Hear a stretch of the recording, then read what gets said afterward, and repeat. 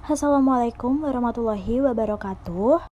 Perkenalkan, nama saya Nuraidah Khairunisa dengan NIM tertera dari kelas HPI 3A yang akan membahas beberapa kasus yang ditinjau dari hukum pidana Islam dan juga hukum pidana positif. Kasus pertama yang akan saya bahas yaitu jarimah perampokan. Kasus pertama yang saya bahas adalah perampokan, yaitu terdapat kejadian perampokan di Kota Malang pada Senin tanggal 19 Desember 2022. Diketahui inisial A yang berumur 34 tahun ditangkap di sekitar Kecamatan Wilayah Lowokwaru di daerah kos-kosan wanita di Jalan Simpang Sunan Kalijaga, Kota Malang. Kasat Reskrim Kota Malang, AKP Bayu Febrianto Prayoga mengatakan bahwa pelaku tidak melawan saat ditangkap dan motif dari pelaku melakukan perbuatan tersebut untuk memenuhi kebutuhan sehari-harinya. Barang bukti yang telah diamankan oleh Polresta Kota Malang terdapat motor Yamaha Vision berwarna merah, uang 150.000 milik korban, dan juga senjata tajam berupa pisau untuk mengancam korban. Dari berita yang telah diterbitkan oleh Kompas.com ini, terkuak inisial A melakukan perampokan serta kekerasan di kos-kosan wanita pada Senin 19 Desember 2022 di Kota Malang.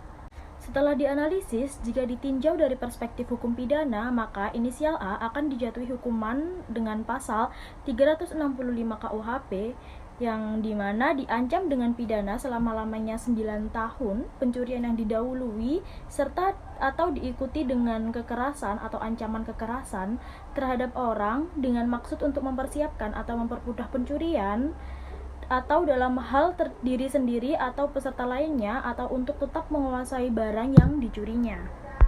Dapat disimpulkan bahwa perampokan merupakan hal yang sangat keji untuk dilakukan karena pelaku telah melakukan dua kejahatan dalam satu waktu, yaitu mencuri dan melakukan kekerasan. Pada hadis riwayat Muslim berbunyi, An Abi Hurairah radhiyallahu anhu qala jaa rajulun ila Rasulillah sallallahu alaihi wasallam qala ya Rasulullah ara'aita in jaa rajulu yuridu ahda mali qala fala tu'tihi malaka qala ara'aita in qatalani qala qatiluhu qala ara'aita in qatalani qala fa anta syahidun qala ara'aita in fataltahu qala huwa finnar. Hadis riwayat Muslim. Lalu kasus selanjutnya adalah jarimah riddah atau murtad. Kasus selanjutnya adalah tindak pidana riddah atau murtad.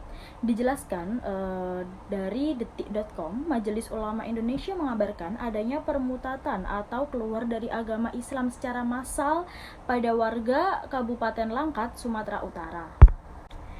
Ketua MUI Sumut, Dr. Haji Maratau Simanjuntak mengakui telah mendapatkan laporan terkait peristiwa permutatan massal tersebut, namun Maratua sendiri tidak mengetahui berapa banyak jumlah warganya yang telah melakukan murtad massal ini.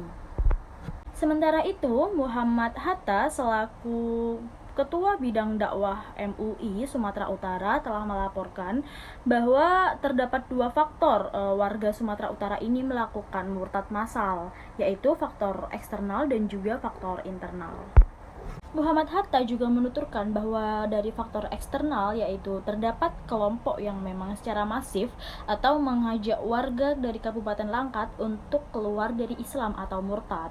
Jadi warga Langkat telah mendapat hasutan dari sekelompok orang tersebut untuk melakukan riddah atau murtad. Muhammad Hatta juga menuturkan bahwa MUI Sumatera Utara dan juga MUI Kabupaten Langkat telah mencegah kasus serupa agar tidak terjadi. Kita melakukan koordinasi untuk menanggulangi persoalan, katanya. Dapat disimpulkan bahwa kejadian tersebut membahas riddah atau murtad yang telah dilakukan secara massal oleh warga Kabupaten Langkat, Sumatera Utara, di mana terdapat dua faktor eksternal dan juga internal.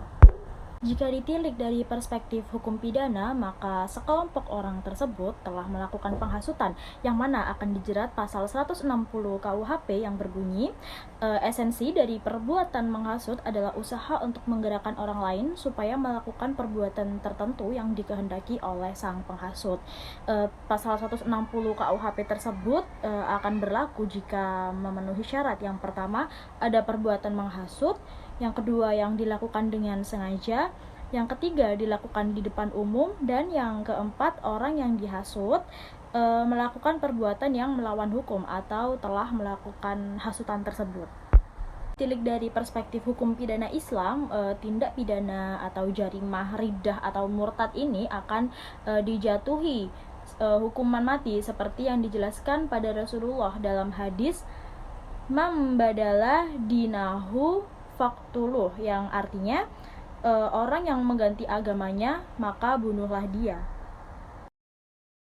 Sekian dan terima kasih. Wassalamualaikum warahmatullahi wabarakatuh.